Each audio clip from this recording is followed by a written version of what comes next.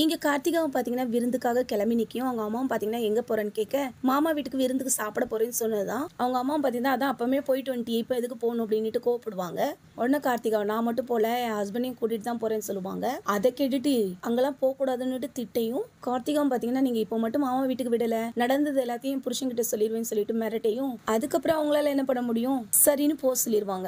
இங்க விருந்துக்கு வந்த இடத்துல நம்ம கார்த்திகோட ஹஸ்பண்ட் பார்த்தீங்கன்னா, நம்ம சேரனோட சாப்பாடை சாப்பிட்டுட்டு, சாப்பாடு நல்லா இருக்குன்னு ரொம்பவே பாத்தீங்கன்னா பாராட்டுவாங்க. சேரனோட அப்பாவும் பாத்தீங்கன்னா நம்ம கார்த்திகா கிட்ட, ஆமா நீங்க வந்தது உங்க அம்மாவுக்கு தெரியுமா, சும்மாவே ஆடுவா, எதுவும் சொல்லலையான்னு கேட்க, கார்த்திகா மெந்தி தான் அவங்க பர்மிஷன் கேட்கணும், இப்போ என் புருஷனோட பர்மிஷன் போதாதா மாமா, அதனாலதான் நான் உங்ககிட்ட கேட்டுட்டு வந்துட்டேன் அப்படின்னு சொல்லுவாங்க. அதே மாதிரி கார்த்திகாவும் சேரன் கிட்ட, மாமா நீங்க சீக்கிரமா கல்யாணம் பண்ணிக்கங்க, நான் துபாய்க்கு போறதுக்கு முன்னாடி உங்க கல்யாணத்தை பார்க்கணும்னு சொன்னதும், சேரனோட அப்பாவும் பாத்தீங்கன்னா, மாப்பிள்ளைக்கு எதுவும் தங்கச்சி இருக்கா, வேணும்னா சேரனுக்கு கட்டி வச்சிடலாம்னு சொல்ல, கார்த்திகோட ஹஸ்பண்ட் பாத்தீங்கன்னா, எனக்கு தங்கச்சி எல்லாம் இல்லைங்கன்னு சொல்லுவாங்க. அப்புறம் என்ன காமெடியா பேசிக்கிட்டு இருப்பாங்க எல்லாருமே.